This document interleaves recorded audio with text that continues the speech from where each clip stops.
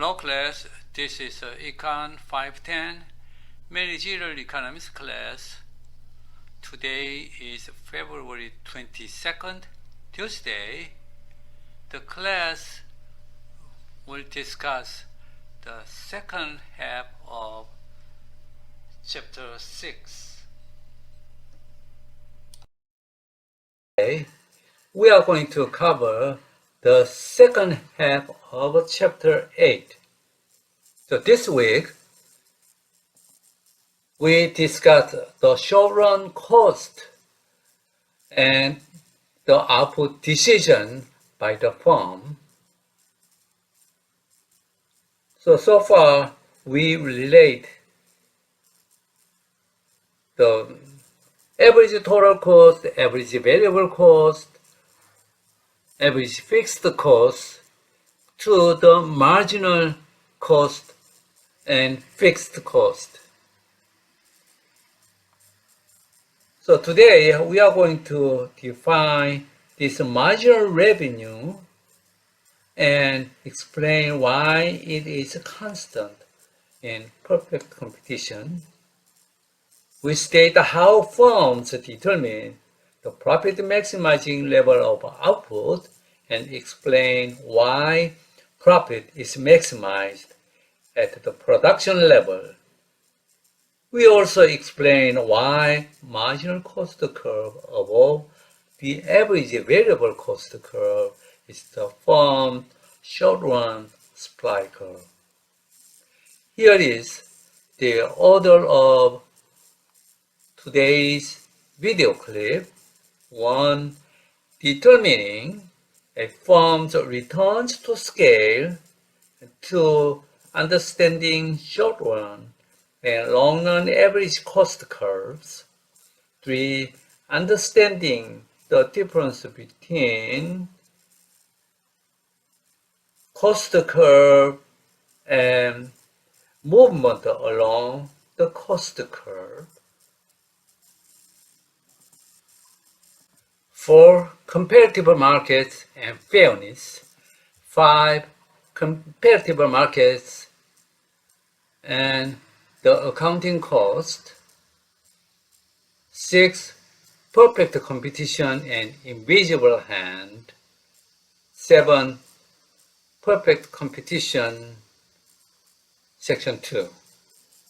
So here it is, the first video clip.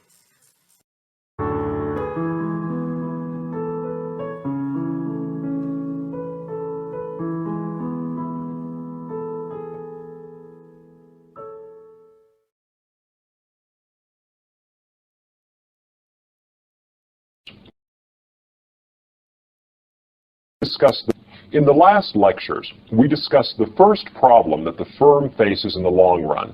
That's the problem of choosing the cost-minimizing technique, the way of combining capital and labor so as to minimize the cost of producing a given quantity of output. In this lecture, we're going to consider the second problem that the firm faces in the long run, and that is the choice of the optimal scale, the right size of operation for maximizing your profits. In the short run, the firm can't help but change its scale and change its technique at the same time. If the firm wants to produce more output in the short run, they've got a fixed amount of capital, and they can only increase output by adding more labor. That means that in order to increase the size of their operation or their output of television sets, they've got to add more workers, which increases the intensity of labor. That is, we're using more labor per unit of capital. So they're also choosing scale, the size of their operation, at the same time as they're choosing the technique of production. 3 workers and 1 tool may be the only option that's available to the firm for increasing their output in the short run. The firm is simultaneously choosing the technique of production and the size of their operation. In the long run, the firm gets to choose these 2 things separately, which is one of the reasons why long-run costs of production are always lower than the short-run costs. The firm has more flexibility. If the firm wants to increase the size of its operation, it doesn't necessarily have to use more labor per unit of capital. It can also increase the amount of capital that each worker has, thereby keeping the labor-capital ratio constant even as its firm grows bigger. That is, it keeps the cost-minimizing technique that it prefers while allowing the scale of operation to grow larger. The definition of the scale of operation is as follows. Scale is said to increase if the firm has a proportional increase in all of its inputs. So if we start with one worker and 1 unit of capital, the scale of the firm is said to increase if we add a second worker with a tool of his own and a third worker with a tool of her own. To have an increase in the scale, it is required that all inputs increase by a particular proportion, that they all increase by the same proportion. If we just increase labor and hold capital constant, that is not a change in scale. If we just increase capital and hold labor constant, that is not a change in scale. To change the scale of operation, you must have a proportional increase in all of the factors of production. Now, here's the question that we want to answer. How does the firm's productivity change as we change the scale of operation? In order to answer that question, we're going to need to define a concept very specifically, and that's the concept of economy of scale. What happens to the firm's productivity when the scale of its operation changes? Suppose we go from 1 worker with 1 unit of capital to 2 workers and 2 units of capital. What happens to output? Well, you can imagine that one of 3 things would happen. The first is probably the most reasonable assumption, and that is that if both of our inputs double, our output would double as well. This is the case when the firm is said to have constant returns to scale. Constant returns to scale is defined as a technology where increasing all inputs by a given proportion increases output by the same proportion. The reason this seems like a reasonable assumption is the possibility of replication. If we've got a guy over here making television sets by using a particular tool, and he can make 10 television sets a day, if we have another worker who has the same toolkit, we would imagine that that worker could also make 10 television sets a day. Replicating this operation would allow us to double the amount of output we get in a single day from our factory. If we had a third worker also with a tool, we should be able to replicate the operation again. Tripling inputs, we would expect to be able to triple output. That is the idea of constant returns to scale. And it seems like a reasonable assumption because of the possibility of replication, having someone else do what another worker with his tools is already doing successfully. Now, there are 2 other possibilities. The first is the possibility that things are actually better than constant returns to scale, that adding a worker with a tool, adding a second worker with a second tool allows us to more than double our output. That is, if we have 1 worker with 1 tool producing 10 television sets, 2 workers with 2 tools might actually be able to produce 30 television sets in a day. That would be the case if somehow there's some kind of teamwork and specialization between these workers. If working together, they can operate in a way that's more productive than if both of them work separately. Having the workers work together and cooperate, using their labor and tools together, may actually allow them to be more productive than 2 workers simply replicating what each other are doing. This is the case with increasing returns to scale. The final possibility is the possibility of decreasing returns to scale. It may be that by doubling all of our inputs, we actually increase output by a smaller proportion, maybe only 10% or 20%. Now, you might ask yourself, why would we ever have decreasing returns to scale?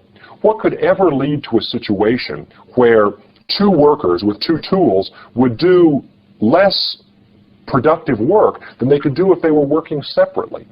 And it has to do with the problem of a growing organization. As an organization gets larger and larger, you have more and more activity under a single manager. And that manager is responsible for making decisions about how this process is organized, how the workers are paid, how they are scheduled, how their activities are coordinated. When you've got a manager who's over this whole operation, it may be that the individual workers say to themselves, hey, rather than trying to make my money by working harder producing television sets, I'll go and lobby the manager for a raise. I'll go and ask for favors. I'll ask for a better schedule. I'll try to use my influence to improve my position in this organization. This is a form of rent-seeking, and it goes under the name of influence activities. Influence activities are efforts on the part of the workers to influence the organization to their advantage. And the cost of these influence activities is this. When workers believe that they can get more benefits by lobbying the boss, they'll spend less time actually producing televisions for the firm. Because of that, as the organization grows larger and the manager has more and more power, it is a greater and greater temptation for the individual workers to engage in influence activities rather than to produce television sets. And the cost of production then goes up as the firm has to employ monitors to make sure that people stay on the job and don't spend their time taking too many breaks, going and lobbying the boss, and such things like that. This is the idea behind decreasing returns to scale. As the firm gets very large, the problem becomes managing workers and preventing them from engaging in influence activities. So, this is the idea of scale economies. The firm wants to consider, what is the potential for teamwork and specialization? What is our scope for enjoying increasing returns to scale? Because as long as we're enjoying increasing returns to scale, it will probably pay for us to expand our operation. Also, we want to know, are we likely to have constant returns to scale? Because anytime a firm has constant returns to scale, replication is a possibility. And finally, there's the problem of decreasing returns to scale. If the firm grows too large, its workers are tempted to engage in influence activities, thus raising the cost of production. In the next lecture, we'll see how economies of scale translate into the costs of the firm in the long run.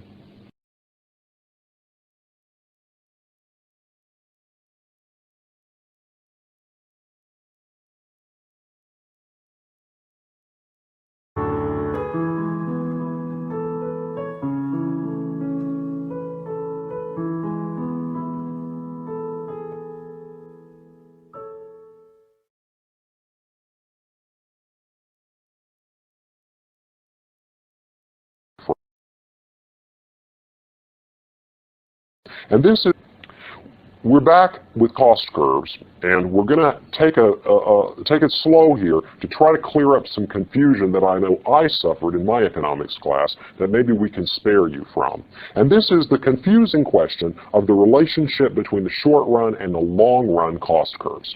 All right, now let's think for a moment before we draw any curves about what we're talking about. The long run is the period over which all inputs are variable.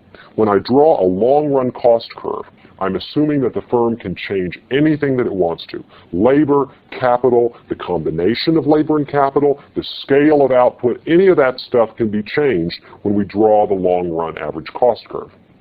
The short run cost curves, on the other hand, and you'll recall them from our earlier lessons, these short run cost curves assume that some inputs are fixed. Now, how are these cost curves with fixed inputs related to this cost curve that has no fixed inputs, this cost curve where anything goes?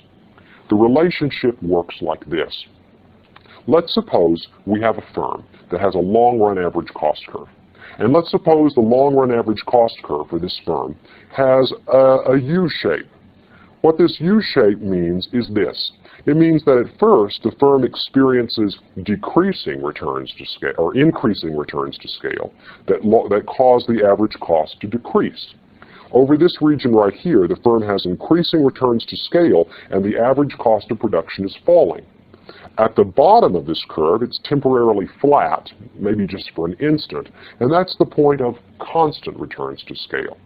Finally, if you go beyond that point, you have increasing average cost, which is a signal of decreasing returns to scale. So here the firm has increasing, then constant, then decreasing returns to scale. So we have decreasing average cost, a moment of constant average cost, and then increasing average cost. As we move along this curve, remember the firm can alter anything it wants to. It can change the way in which it combines the inputs. It can change the scale of operation. Anything goes. There are no fixed inputs. Suppose, however, we pick a point on this curve. And the point on this curve that we pick will involve a certain combination of labor and capital to produce a given amount of output. And that combination of labor and capital will have a particular cost and produce a certain amount of output. Suppose now we freeze capital. We freeze capital at the amount that the firm is using at this point on its long-run curve. A particular square footage of factory, a particular number of tools and conveyor belts. Now, if we freeze capital now and allow this firm to alter its output by changing only labor, we're back in the short run. We're back in the short run where the firm can only change its behavior by changing its variable input labor. All of its costs are going to be higher in that case. Do you know why? Why are all of the costs in the long run going to be lower than the costs in the short run? Why in the short run does it always cost a firm more to change its output than it costs the firm to change its output in the long run?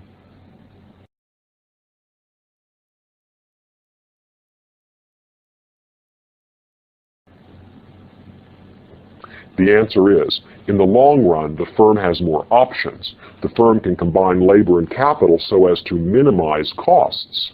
In the short run, the firm can't change its capital. It's stuck with a given amount of capital. It has to use it. Therefore, its options are reduced, and its costs are going to be higher, necessarily. If there were a better option with lower costs, the firm might not be able to get to it in the short run because of its fixed inputs. In the long run, of course, the firm can get there because none of the inputs are fixed. Everything is variable. So, if we want to look at the short-run costs, they're going to lie above the long-run costs. The short-run costs of production are going to lie above the long-run costs at every point except the one point that touches the curve. At this point where the curve touches, the amount of capital that's being used is cost minimizing for that level of output. There's one point that the short-run average cost curve has in common with the long-run average cost curve. That's the point at which the firm is operating with the cost-minimizing combination of labor and capital for that particular amount of output. If you want to change output in the short run, you can hire more labor, but you can't get down to the blue curve in the short run because you have fixed inputs.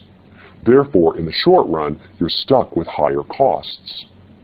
Well, that would be the situation if we froze capital at the amount associated with this point. Suppose we freeze capital at the amount associated with the point at the bottom of the curve. In this case, you're going to get short-run cost curves that look like this. If you're at the bottom of the curve, using the cost-minimizing combination of labor and capital, you will be at the point where the short-run curves intersect the long-run curve. However, if you freeze capital at that particular quantity and want to change your output in the short run, all you can vary is your labor. And since you have less flexibility, your costs are necessarily going to be higher. That's why the short-run average cost curve lies everywhere above the long-run average cost curve. Oops, I've labeled this the average variable cost. It's not average variable cost. In fact, it's average total cost. It's the cost of all labor and capital combined. So make sure you labeled your curves correctly. I made a mistake and called it average variable, which would only refer to the labor costs. In fact, here we're referring to the combined cost of labor and capital. That's why I need to call that the average total cost. I hope I'm making my point clear. The point is that in the short run, your average cost will always be higher than it will be in the long run to produce any given quantity of output. That's because in the long run you have more flexibility. You can change the combination of labor and capital to get to the cost minimizing technique. Now, one diagram that you'll see in your economics textbook is one that has the long run average cost curve with a lot of short run cost curves all along it. So what you get is this and that And finally, if we go over here into a region of decreasing returns to scale and increasing average cost, you get that. This is a picture that shows the relationship between the long-run average cost curve, the blue curve, and all of the short-run cost curves that are associated with it. The blue curve becomes the envelope. It becomes the envelope that contains all of the green curves. All of the green curves sit on top of it because the average cost, and here again I've got to make sure I'm saying average total cost, the average total cost will always be greater in the short run than it is in the long run.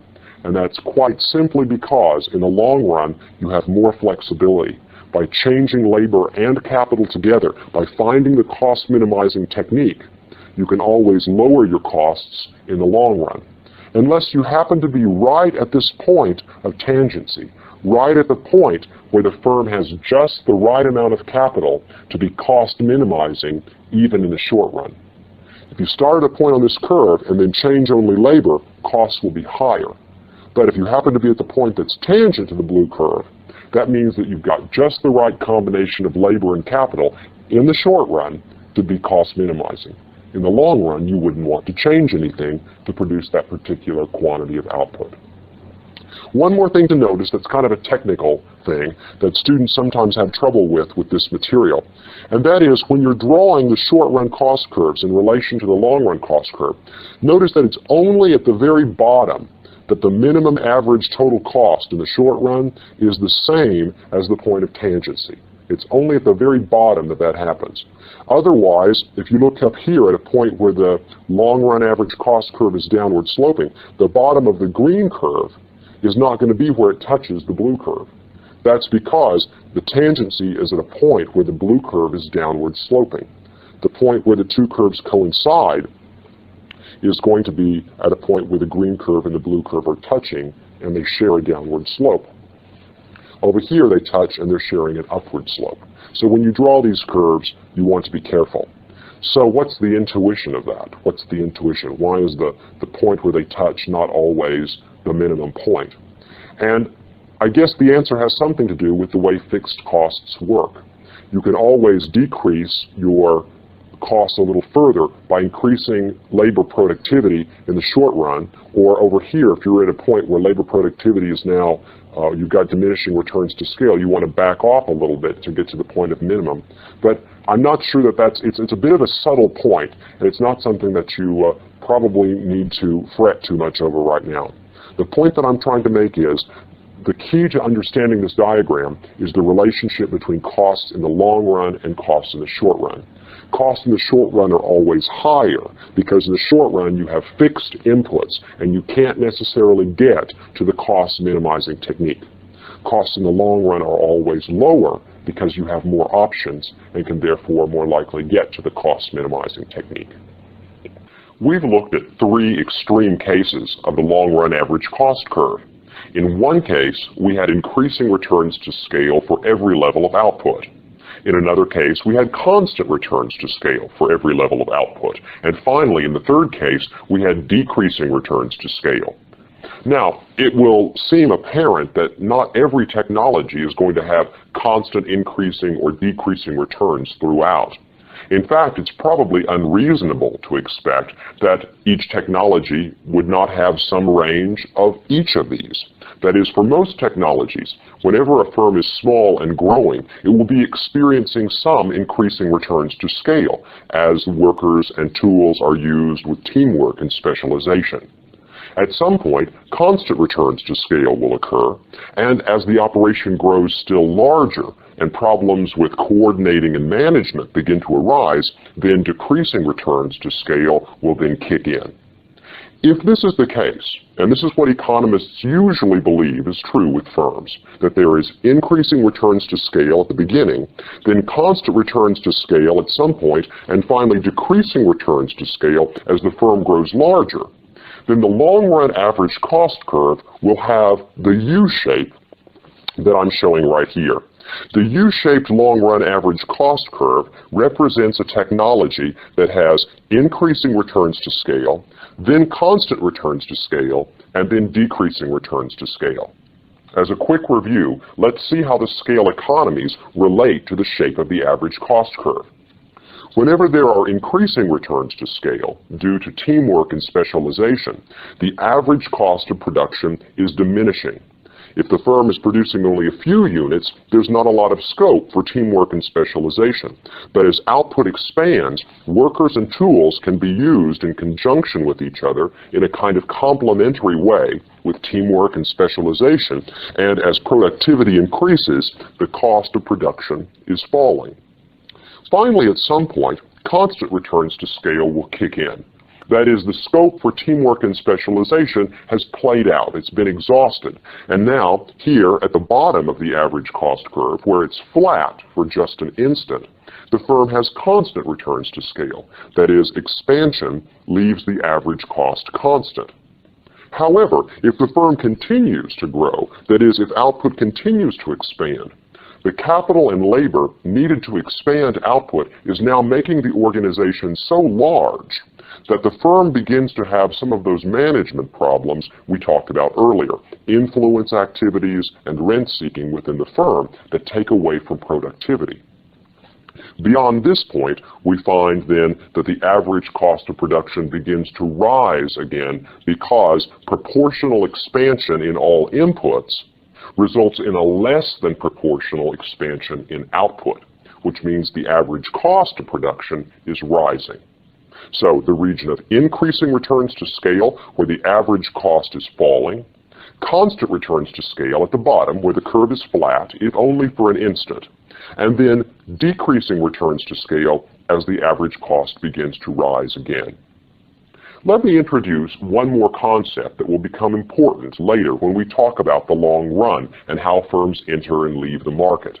And that is this point right here at the bottom of the long-run average cost curve. This point where constant returns to scale exists for just a moment, where the curve is flat. If we put a straight line at the bottom of this curve, it would be tangent at the very bottom. That is, at the point at the bottom of the long-run average cost curve. We call this point where long-run average cost is at its minimum, we call this the point of efficient scale. This is the size of the firm's operation. This is the quantity of output, or the number of television sets that the firm produces when it is, in some sense, the right size. The right size means the point at which the cost of producing a television set is at its minimum. The average cost is at its minimum. And in the long run, as we'll see a little later, the firm is going to wind up at this point. So the point where the long-run average cost is at its minimum, this point where the long-run average cost curve is flat, right at the bottom, that moment of constant returns to scale, that has a special name in economics. We call it the point of efficient scale. And we'll be returning to that point in just a little bit. Next, we're going to look at how the long-run and the short-run cost curves are related.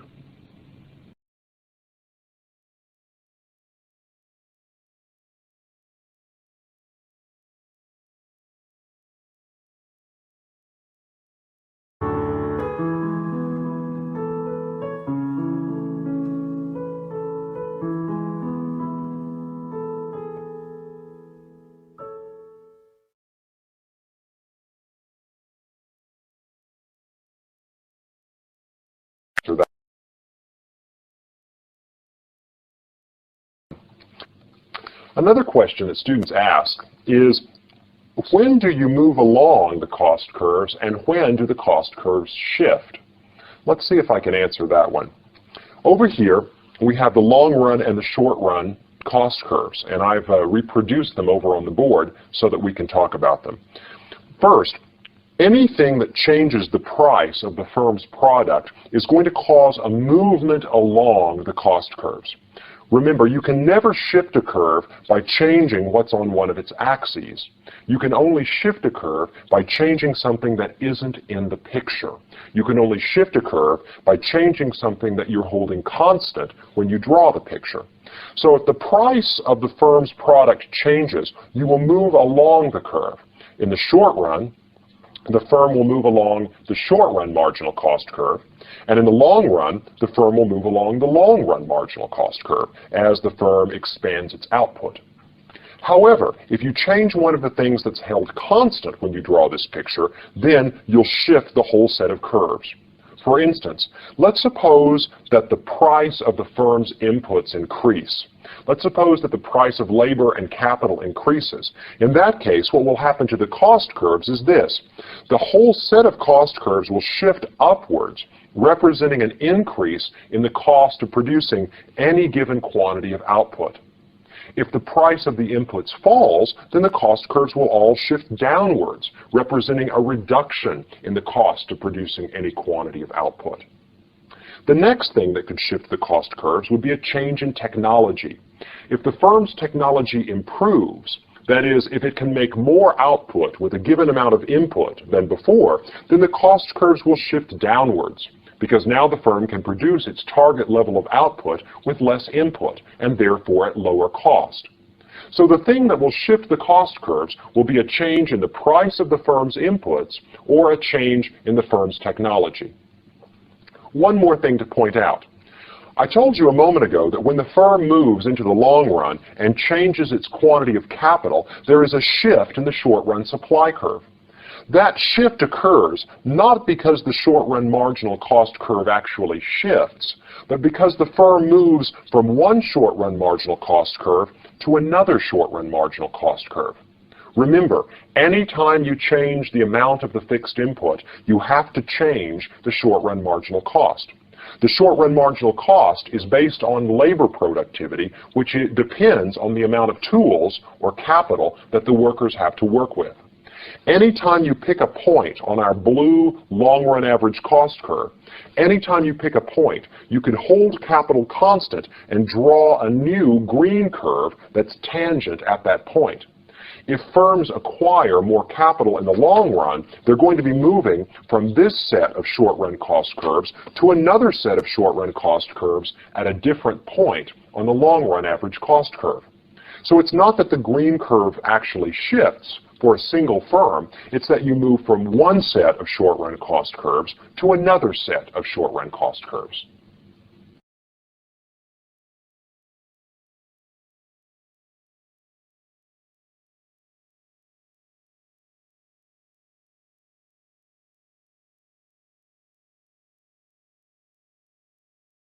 Revenue and profits. Fixed and variable costs. Fixed costs, also called overheads, are those that do not vary with output and typically include rents, insurance, depreciation, and initial setup costs. Variable costs, also called direct costs, are those that do vary with output and include raw materials and some labor costs. The costs shown here are for a firm making robotic manufacturing systems. Fixed costs are constant at £100,000. Its direct variable costs rise as output increases. Graphically, the fixed cost curve is a horizontal line. In contrast, the variable cost curve slopes up at an accelerating rate, reflecting the impact of the law of diminishing marginal returns. This means that, if we hold the fixed factors constant and progressively add more variable factors, initially the marginal output, or product, increases because variable factors, including labor, can be put to more specialist uses. Eventually, however, the gains from specialization decline as more variable factors are added. As they lose their marginal productivity, the cost per unit of hiring them increases. Total costs are found by adding fixed and variable costs. The position of the total cost curve reflects the amount of fixed costs, and its gradient reflects variable costs. Average fixed costs, which are found by dividing total fixed costs by output, fall continuously with output. Average variable costs are found by dividing total variable costs by output. Its curve will at first slope down, reach a minimum point, and then rise, reflecting the onset of diminishing marginal returns. Average costs are found by dividing total cost by output. Its curve is typically U-shaped. Average costs are significant because they indicate how efficiently resources are being used. When they are at their minimum, the firm is said to be productively efficient. Graphically, total costs can be shown as the area under the average cost curve. Marginal cost, which is derived solely from variable costs, is the cost of producing 1 unit of output and is found by finding the change in total cost when 1 more unit is produced.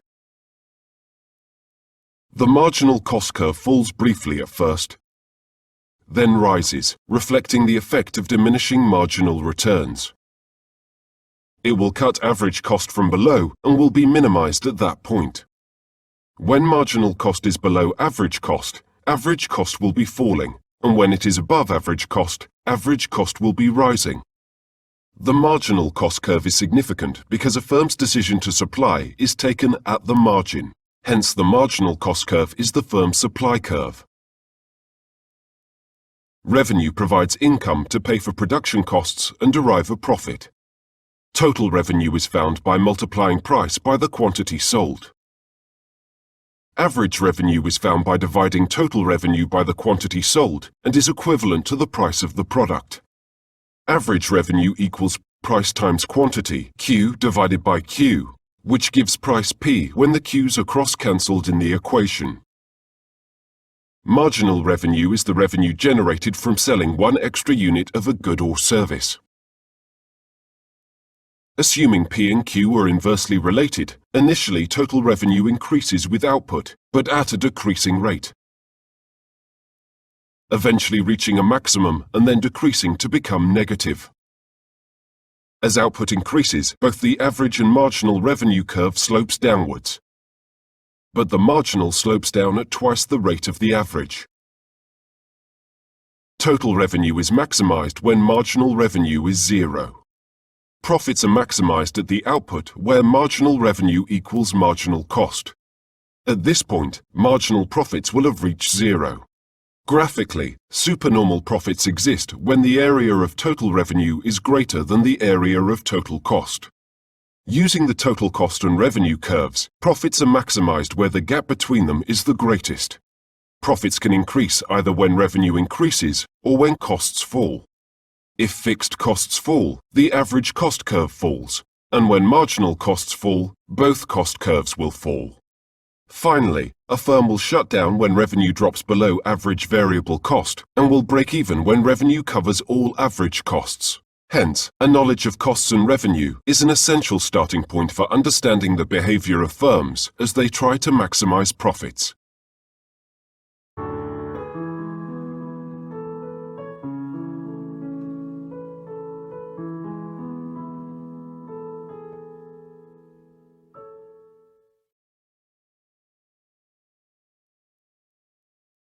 Costs, revenue and profits. Fixed and variable costs. Fixed costs, also called overheads, are those that do not vary with output and typically include rents, insurance, depreciation and initial setup costs. Variable costs, also called direct costs, are those that do vary with output and include raw materials and some labor costs. The costs shown here are for a firm making robotic manufacturing systems. Fixed costs are constant at £100,000. Its direct variable costs rise as output increases. Graphically, the fixed cost curve is a horizontal line. In contrast, the variable cost curve slopes up at an accelerating rate, reflecting the impact of the law of diminishing marginal returns. This means that, if we hold the fixed factors constant and progressively add more variable factors, initially the marginal output, or product, increases because variable factors, including labor, can be put to more specialist uses. Eventually, however, the gains from specialization decline as more variable factors are added. As they lose their marginal productivity, the cost per unit of hiring them increases. Total costs are found by adding fixed and variable costs. The position of the total cost curve reflects the amount of fixed costs, and its gradient reflects variable costs. Average fixed costs, which are found by dividing total fixed costs by output, fall continuously with output. Average variable costs are found by dividing total variable costs by output. Its curve will at first slope down, reach a minimum point, and then rise, reflecting the onset of diminishing marginal returns. Average costs are found by dividing total cost by output. Its curve is typically U-shaped. Average costs are significant because they indicate how efficiently resources are being used. When they are at their minimum, the firm is said to be productively efficient.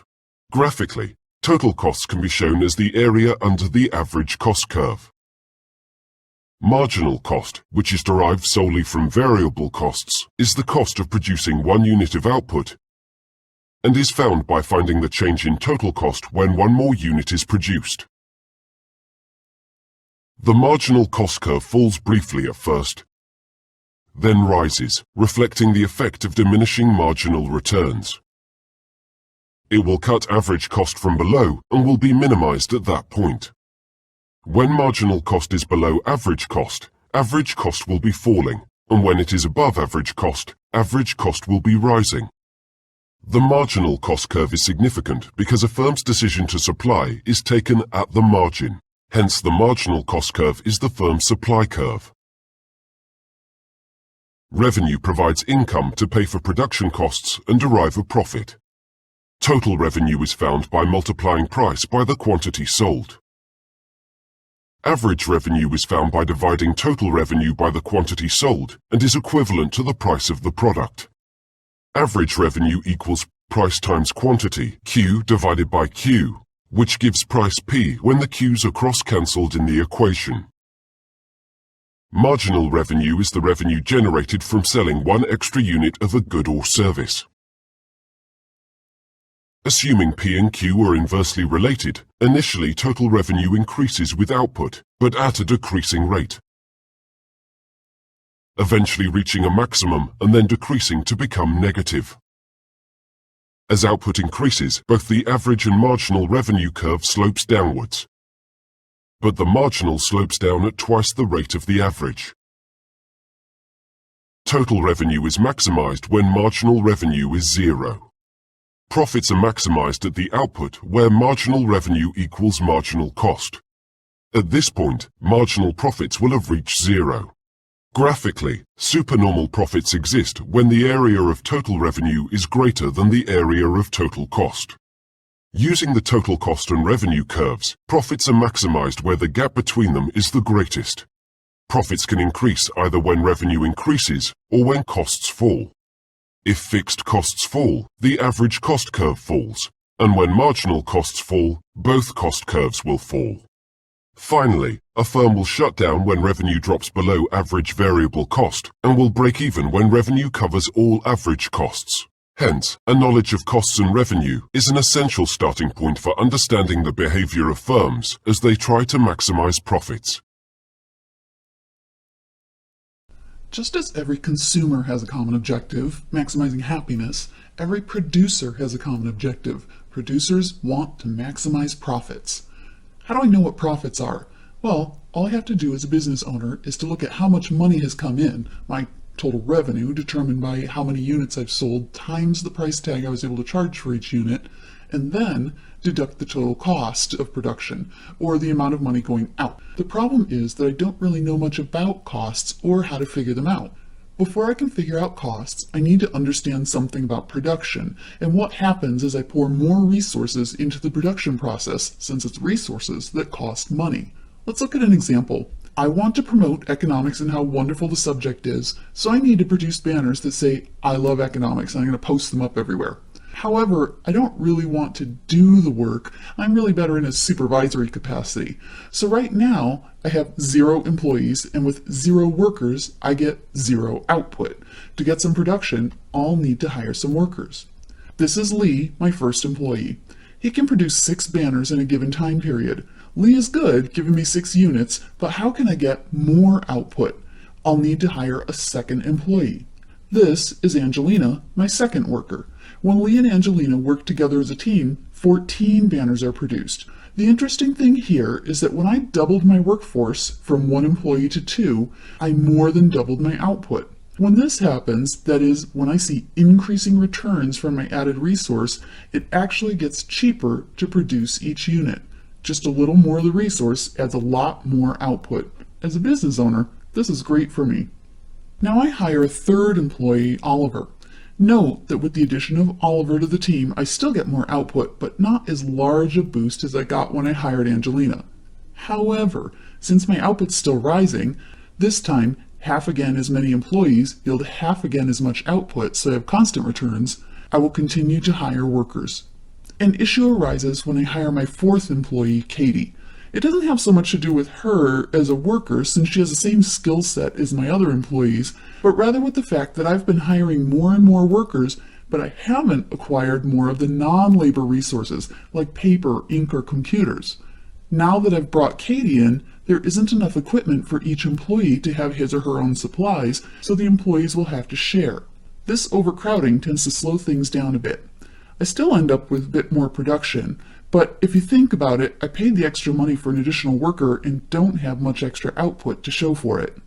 If I continue to add more workers without purchasing any other resources, eventually I'll get to the point where more workers actually leads to less total output.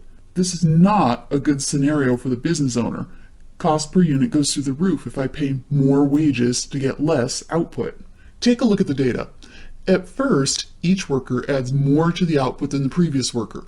How's this possible if each of the workers has the same skills to do the job?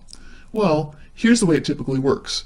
At first, Lee is working alone, but when I add Angelina, they form a team and split the job into specialized tasks. When I conduct this experiment in class, most often I see one person take over the I love part, and the second person does the economics part. This specialization or division of labor leads to increasing marginal product. By definition, marginal product, or MP for short, is the addition to the total product when another unit of resource, in this case labor, is added. While you'll see increasing marginal product in the early stages of adding the resource, inevitably the law of diminishing returns will set in. The marginal product will fall as I add more and more of the same resource, workers here, due to overcrowding and shortage of other resources. Okay, here's the visual on how production progresses when you add more and more of one type of resource without changing the other resources. First, I hired Lee, my total product was 6, and he had added 6 to my product. Next, I hire Angelina. She added 8 to my production, giving me a total output of 14. Third, I bring Oliver to the team, bringing total product to 21. This means that Oliver added 7 to my output. Lastly, I hired Katie. Total production did increase to 24, but this was only 3 additional units of output. At this point, as the employer, I can see that my output is seriously slowing, and I would be cautious about spending more on labor. I would see very little increase in production, and quite likely output would even fall. As a business owner, it would probably be wiser at this point to invest in more of the other kinds of resources before hiring more workers. Next time, accounting costs versus economic costs.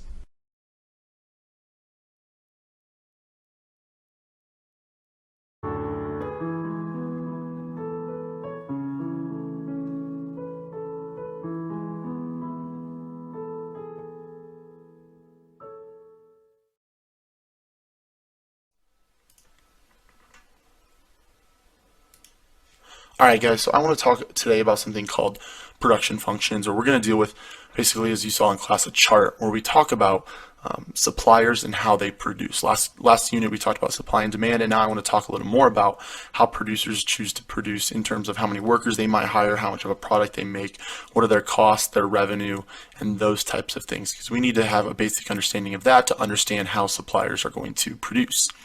And so like I had mentioned in class as well, we are going to be dealing in a certain time frame in these situations called the short run. Now we have the short run and the long run, and we'll talk about both of those in more detail later on in this course.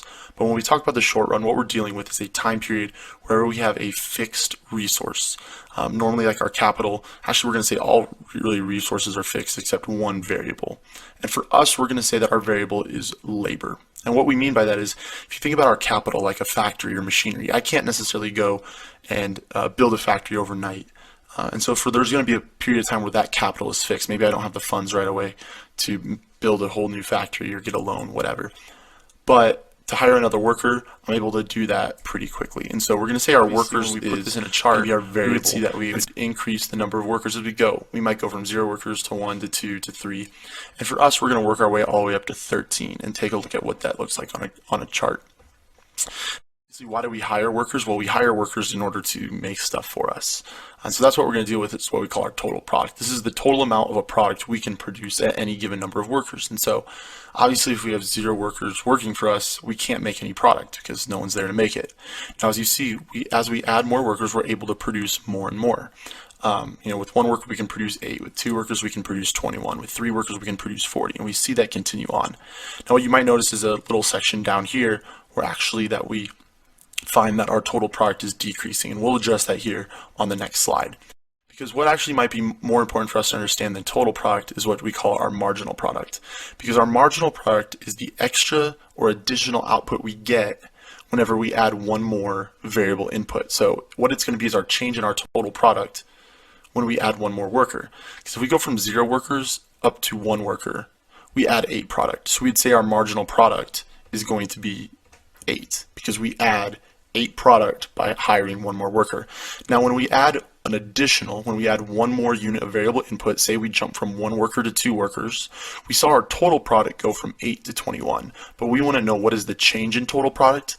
What did we gain by adding that 1 more worker? Well, we gained 13 units of the product. Same thing goes from going from 2 workers to 3 workers. Our total product jumped from 21 to 40. So when we add 1 more variable input, so 1 more worker going from 2 to 3, what is our change in total product? Well, there it's 19. And so what you guys see as we go, we have our marginal product, which is again our additional product as we go. But what you might notice is there's 3 distinct sections of this. We have this first section, what we call increasing marginal returns. And if you see that in this period of time up to our 5th worker, what we see is that for each worker that we add more product than the one before, because our first worker adds 8, but our second one adds 13. Our third worker adds 19 product. Our fourth worker adds 25 product. And so as we go, we're having increasing returns, which means adding another worker is producing more than the one before. But then after a while, what we find is we actually have something called decreasing marginal returns, which means that our workers are still contributing to us, but what we find is that they're not contributing as much as the one before. And so you can see our 5th worker, is adding 20, 6 is adding 16, 13. So they're still contributing additional product, but just not as much as the person before. Now, why might this be? Well, say we're baking cakes or something. Our kitchen is only so big, and so when we have that first worker, maybe in the day the worker can bake 8 cakes. Sorry, here, total product. Now, whenever we add that second worker, we can make 21, which seems to add a lot more marginal product, which is true because maybe those 2 workers together can kind of form an assembly line and be more efficient. And we see that that's true all the way up through our 4th worker. Now, when we add our 5th worker, what we might find is maybe we're running out of room in the kitchen or running out of things for the workers to do. And so they still contribute, but not nearly as much as they would before. But we actually get to this point way at the bottom that we call negative marginal returns, which means that each additional worker actually causes less to be produced. The way I like to think of this is what we call like too many cooks in the kitchen. It's this idea that they're kind of just bumping into each other as they're running around, and they're actually causing us to be less productive.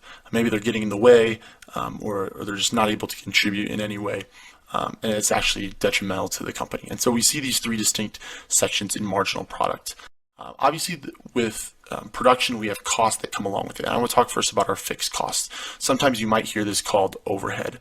Now, fixed costs are costs that are going to stay the same no matter what. For example, if we have a kitchen that we're baking our cakes in, it doesn't matter if I'm making 8 cakes or if I'm making 130 cakes. I still have to pay my rent for that kitchen. And so no matter what, fixed costs are going to stay the same. And again, this is something on a quiz that you might see that I would give to you. But something like rent for a building or salary or taxes, something that wouldn't change in like our cost for that wouldn't change whenever we add more product. Again, this is sometimes referred to as overhead. But we do have costs that change over time. We call those variable costs. For example, as we add more workers, we have to pay our workers their wages, and so we'd have to pay more for each worker that we add. That first worker we might have to pay $30 total, and then that second worker we'd have to pay another $30 for that second worker on top of that for the first worker, and we can see that true all the way down. And so variable costs are costs that change as our output changes. Obviously, we're hiring more workers, and if we, we're just kind of dealing with the basic here, but if we were to go into more details, we would say that the amount of land or those resources we're using to go into our product, that's also going to change our variable costs. But we're just going to deal with a set fixed number of 30 for our variable costs. So we see as our number of workers go up, our variable costs is changing, our costs that change along with our output. And so again, like we said, this might be our workers, but this might also be resources to make the product, like the flour to make the cake or the frosting. We have something called total costs, which this one's really easy to find. All we do is use this formula of fixed costs plus variable costs, and so we just add straight across. What we find is 75 plus 0 is 75, 75 plus 30 is 105, and we just continue to do that all the way down. And we'll see that our total costs are increasing as well because we're making more product, we're hiring more workers, and so our costs are increasing. So that kind of does it for our costs, but there's another thing we need to find when it comes to our costs, and it's something called marginal costs. And we do kind of put this into our revenue category, as you can see, but we need to understand our marginal cost, because our marginal cost tells us how much more does it cost to make one more product, just one. And so what we would do to find this is we would take our change in total cost and divide it by our marginal product. So here's what this would look like. Obviously with zero product, zero workers, we're not going to deal with anything there. But what we would say is our marginal cost at our first worker is $375. Now, why is it $375? Well, what we need to find is first our change in total cost. So when we went from 0 workers to 1 worker, our change in cost went from 75 to 105, which means our change in cost was $30. So we're spending $30 more. Now, when we spend those $30 more, what do we get out of that? Well, we get our marginal product. We get 8 more product. And so what we would do is we would take that 30 additional dollars we spent, divide it by the 8 products we got out of it, and we find that each one of those 8 products costs us $3.75. And again, that's true for our next one as well. Going from 105 to 135, we spent an additional $30. And by spending those additional $30, remember that second worker got us a little more product. They got us 13. So we would take that additional 30, that change in total cost of 30, divided by our marginal product of 13, and gets us $2.31. And so if we just went ahead and solved that all the way out for each of these, we would find that we see our marginal cost decrease but then increase again. And the reason it's starting to increase again is because if you remember, we saw that idea of decreasing marginal returns. And so what we find is that our $30 that we're adding each time is getting us more initially, but then it's starting to get us less and less, which causes our marginal cost to go up. Now, obviously for this one where we have negative marginal product, we're just going to leave that blank over here because technically if you plug the math in, it would come out to a negative marginal cost. We're not even going to mess with that. So that tells us our marginal cost. Another thing we need to make sure we are aware of is our marginal or our average revenue. Now, our marginal revenue, remember this word marginal means additional. So additional revenue that we get for selling one more unit. And so what we need to know for that is obviously how much did we sell it for, because our marginal revenue equals how much are we selling just that one product for. Now for us, we're going to keep it constant through here. That's not necessarily realistic for a business. They would change their price based on how much they're producing, but we're going to say we're charging a fixed amount, so that each unit that we sell, we're going to say our marginal revenue is the exact same, and we're going to say it's $6 for every single one we sell. It's $6. Now, in our case as well, our marginal revenue is equal to our average revenue. Typically, that wouldn't always be the case for a business, but for us, it's going to be, just because since we're charging $6 every single time, if you take the average of all those 6s for each one we sell, it's going to be $6. Because we need to understand marginal revenue, but average revenue actually comes into play in this next one, because we need to solve for our total revenue as well. Our total revenue is the amount of cash sales we have, how much is going into the cash register at night. So an easy way to find this is we take our average revenue and multiply it by our total product, because our average revenue tells us, okay, on average, how much are you selling a single product for? And we're selling it for $6. So that's what that means is for each product that we sell to someone, we are receiving $6 for it. Now, if we're selling each individual one for $6, but our total product is 8, so we're selling 8 products at $6 a piece, that's going to be $48. It's our average revenue right here, multiplied by our total product. And so again, if we did $6 times 21 products that we're selling, we sold each one of those for $6. 6 times 21 is $126.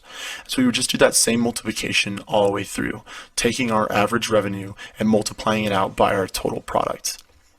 Now, sometimes what people are tempted to do is look at our total revenue here and they say, okay, well, where would we want to produce? Well, down here, 798. That's awesome. That's where we have our highest revenue. So we would want to produce when we have 10 workers.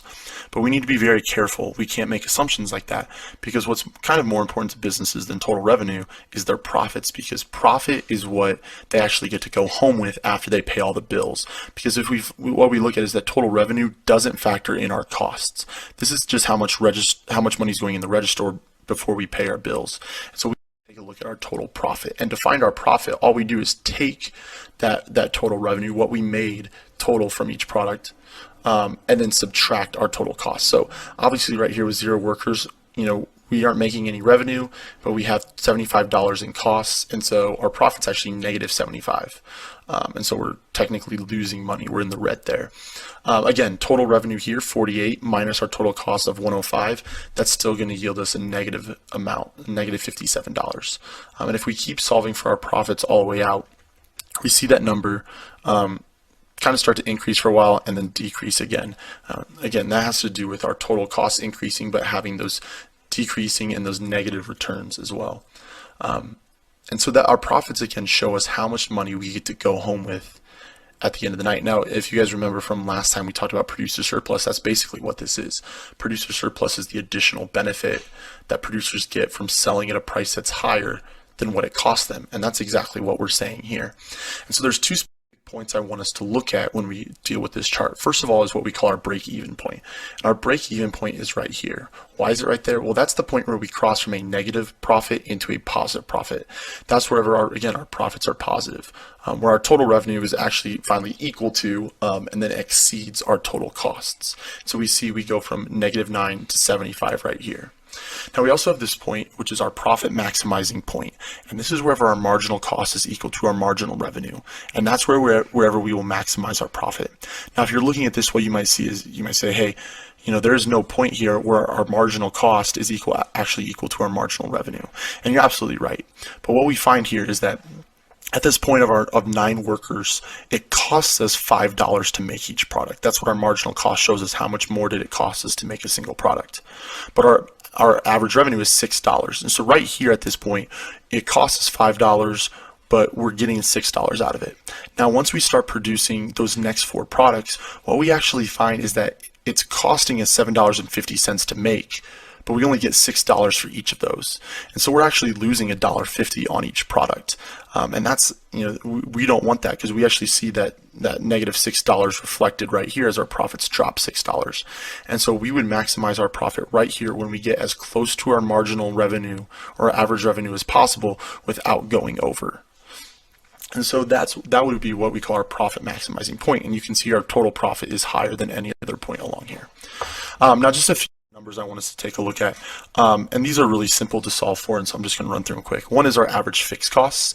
Remember, our average fixed cost is just taking our fixed cost divided by our total product, and what that's telling us is on average how much of your fixed cost is going toward each one unit. And so right here, when our fixed costs are $75, we're making 8 products. On average, how much of that $75 is going toward each one of those 8? Well, $9.38. Because if you took that $9.38 and multiplied it by the 8 total product, you would get our total fixed cost of 75. And we just do that all the way through, where we take our total fixed cost, which again is constant throughout, divided by our total product to get us our average fixed costs. Then we also have our average variable costs, and our average variable cost is the same thing. It's just taking our variable costs and saying on average how much of this variable cost goes into each one of those total product. So we would take 30 divided out by 8. We would say $3.75 of our variable costs at this point are going toward each one of those products. Same thing right here. When we take variable cost of 60 divided by 21, we would say, okay, we have $60 in variable costs, and of that $60, how much is going toward each one of our 21 products? Well, $2.86. And again, we just do that division all the way out. And then finally, we have our average total cost. And our average total cost represents the total costs that we have. So taking our total cost and dividing it by our total product. And so we would say, okay, we spent $105 total here to make 8 products. So on average, how much did each one of those cost us? Well, on average, it cost us $13.13. Same thing here. We spent a total of $135. We made 21 products. 135 divided 21 is $6.43. And so you can solve that by doing total cost divided by total product, but also if you want to check your answer, you can just add these straight across and say, okay, our average fixed cost is $938 plus an average variable cost of $375 equals $1313. And so our average total cost, you can see it reflected right there. So it is important that you guys are able to find and solve for all of these. Make sure you're aware of these formulas. Make sure you know what you're doing with these formulas. You had that practice one in class. Make sure you're working through that. The answer key is posted here on the website as well. So take a look at that. Make sure you're working through this and that you're aware of how to do all of these processes.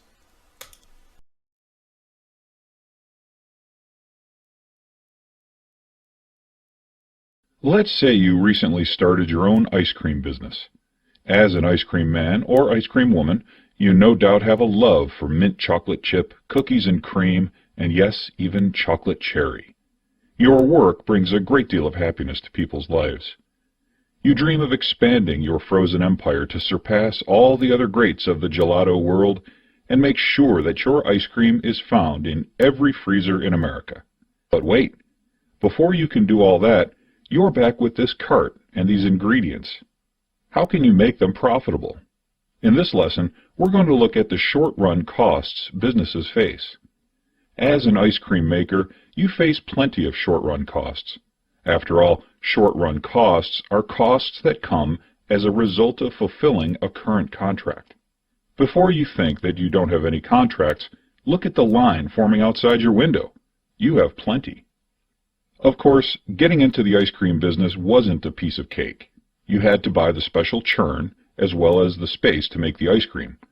Combine that with a massive freezer and the electricity to run it all, as well as the costs of the ingredients, and it's clear that this will not be cheap ice cream. All of those costs, from rent to your salary and ingredients to cones, are referred to as the total cost. Total cost is a way of calculating all the costs of a given product. And you thought that the worst headache you were going to get as a result of this business was a brain freeze. In all honesty, though, total cost is really important to producers. Foremost, in order to pay your bills, you have to know how much they all are. Also, if you choose to expand operations, it is a useful barometer of how much that expansion could cost. Finally, total costs are absolutely essential to figuring out the other piece of the pricing puzzle. Remember, as a business owner, your goal is to make a profit. Now, you could calculate your total cost, wait until you have a line outside, and declare that the first customer will have to pay the total cost all by herself. Chances are that you then find yourself without any customers. Instead, producers find the average. What is the difference between short-run production and long-run production? Well, by definition, the short run is the time period in which at least one resource is fixed. Well, how long is that? The answer, of course, is it depends. Let's say you've decided to open a restaurant. You've done your homework, so you know that most new restaurants fail within the first year. Because you're cautious, you decide to sign a lease for just 6 months, so that you can see how things go. In this case, the short run, the period in which at least one resource is fixed, is 6 months. If you had been more optimistic or less risk-averse, maybe you would have committed to a longer lease, say 2 years. In this case, the short run would be 2 years. Once the lease is up, you could decide to keep the space or expand or downsize so that the capital, the building, would now be changeable. Once all resources are changeable, you're no longer dealing with the short run, you're dealing with the long run. Generally, resources such as labor and supplies are more likely to be changeable, whereas large durable capital items such as your storefront or other building tend to be fixed for extended periods of time. Keep this in mind as we move forward to consider production decisions.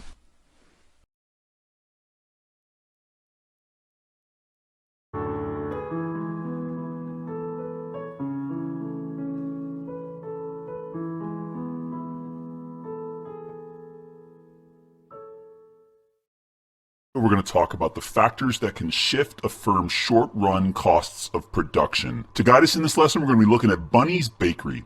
First, we're going to graph Bunny's short-run costs of production. There are three important cost curves that you should always consider graphing when illustrating the costs and revenues of an individual firm in a competitive market, a monopoly market. It doesn't matter. Firms of all different types face the same short-run cost of production. Let's label those now. I'm going to start with my marginal cost curve.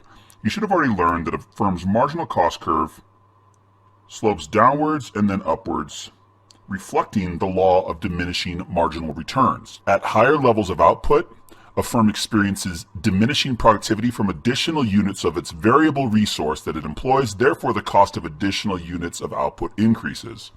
The next line I'm going to draw is my average variable cost curve. This represents the per unit labor cost basically, and it slopes downward until it crosses marginal cost, and then it's pulled upwards due to the decrease in productivity of additional units of the variable resource. Finally, I'm going to draw my average total cost curve, which slopes downwards until it crosses marginal cost, and then slopes upwards again because the cost of additional units is rising, and it is pulled closer and closer to a VC, the average variable cost, because you'll recall that at any given level of output, the distance between the ATC and the AFC represents the average fixed cost. In other words, the firm's total fixed cost divided by the quantity of output at a particular level of output. Clean that up. All right, so let's go through the different factors that can cause a shift in a firm's short-run cost curves. We're going to start with a change in variable costs. What are variable costs? These are the costs of raw materials and labor, and any other costs that change with the level of output in the short run. If there is an increase in the raw material costs or an increase in the wage rate that a firm has to pay its workers, we're going to see a shift up in the firm's costs of production. So I'm going to draw all my shifts here in red. Let's assume that the wage rate that firms have to pay the workers increases. This is going to cause an increase in the cost of each additional unit of output, driving up the marginal cost to MC1, and it's going to drive up, of course, the variable costs, since the variable costs are what are changing here. So we'll see a shift up the variable cost curve, and it'll shift up the firm's total cost curves. So a change in a firm's variable costs will shift up all three cost curves. Average variable, average total, and marginal cost will all shift. Let's clean this up. Let's say that instead of variable costs changing, only fixed costs change. Let's review what fixed costs include. This includes things like rent on retail space. So my bakery, Bunny, has to pay rent for the space in which she operates her bakery. It could also include interest on bank loans. So assuming Bunny took out a loan to buy her ovens and some of her raw materials to start her business, if the interest that she has to pay on those bank loans changes, then there will be no change in her variable costs. In other words, it won't cost her more or less to produce additional units or additional loaves of bread or additional muffins or whatever it is she's baking. Rather, it will only affect her fixed costs. Now, if there's a change in fixed costs, here's what's going to happen. We are not going to see any change in marginal cost or average variable cost. Let's assume that Bunny's rent decreases. She has to pay less rent each month. There will be a downward shift of her average total cost, as I am illustrating here. So we'll see ATC decrease, but there will be no change in her marginal cost or her average variable cost. So if there's a change in fixed cost, there will be a change in ATC, but no change in MC or AVC. All right, let's clean up the graph again, and let's move on to our next factor that can shift a firm's short-run cost of production. Let's move on to productivity. Productivity is simply defined as the output per unit of input. An increase in productivity means that the bakery is getting more loaves of bread for every oven, for every worker, for every square foot of retail space, whatever it may be. The output of the bakery is increasing without having to acquire more inputs. If you can produce more output for every unit of input, that means your per unit costs are decreasing. So an increase in productivity decreases short-run costs of production. Assume that the bakery hires more skilled employees. More skilled employees can produce more output for every unit of input, lowering the cost, the marginal cost, of additional loaves of bread, lowering the average variable cost of additional loaves of bread, call that AVC1, and of course lowering the average total costs of additional units of bread. So increased productivity will shift all of the short-run costs of production down and help a firm produce its output at a lower per unit cost. Okay, we're going to clean up the graph one more time. And we're going to talk about one more factor that can shift a firm's short-run cost of production, and that's government intervention. We're talking about government intervention here. If a government chooses to tax the production of a good, it can levy two types of taxes. A per unit tax is going to increase all the short-run costs of production. Or it could levy a what we call lump sum tax. A lump sum tax is basically a fee or a fine imposed on a producer. It is not paid for every unit of output produced, rather it is a lump sum. It is one fixed amount that the firm has to pay the government. The keyword there is a fixed amount. This is going to shift the ATC, the average total cost, but not the marginal cost or the average variable cost. So let's show the effect of a per unit tax first. We're going to see that for every unit of output produced, a tax has to be paid. This is going to shift up all three curves. Marginal cost is going to shift up, average variable cost is going to shift up, and average total cost is going to shift up. This is a per unit tax. A per unit tax will increase all the short-run costs of production. What about a lump sum tax? I'm going to clean up the graph again. A lump sum tax will shift up the ATC. It'll raise the average price of output for the firm, but it will not affect the cost of additional units or the average variable cost. A lump sum tax is a one-time fixed amount paid to the government. All right, one more government intervention to discuss here. Subsidies. What effect will a subsidy have? A subsidy is a payment from the government to producers, so a subsidy will decrease all the short-run costs. Of course, that's referring to a per unit subsidy. A subsidy for every unit of output will lower the marginal cost to MC1, will lower the AVC, the average variable cost to AVC1, and will lower the average total cost. All right, last thing we want to talk about is, clean up the graph one more time, a lump sum subsidy. A lump sum subsidy is the reverse of a lump sum tax. It will only affect the average total cost. A lump sum subsidy is basically a one-time payment from the government to producers, which lowers their average total costs but has no effect on the cost of additional units of output. It has no effect on the variable cost because it's not affecting raw material prices or labor prices. It's only a one-time payment to lower the fixed costs of the firm.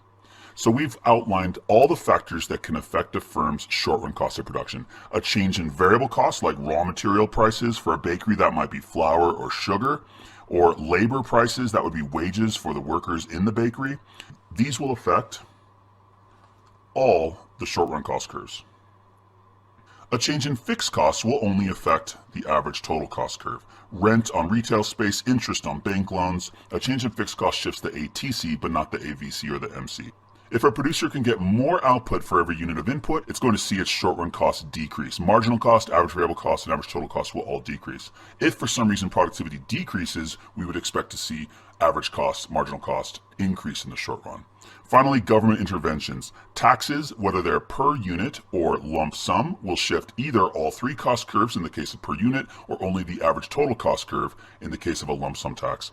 A per unit subsidy would shift all the cost curves down and make it cheaper for a firm to produce its output in the short run, whereas a lump sum subsidy would shift only the ATC down and help reduce the average total cost but not affect the cost of additional units or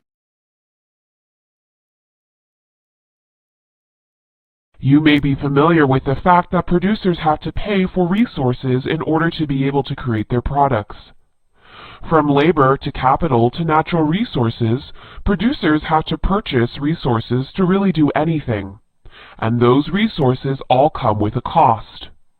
After all, we can't just create products out of thin air. These costs can be best summarized under two distinct categories: fixed costs and variable costs, depending on how they affect each additional item produced.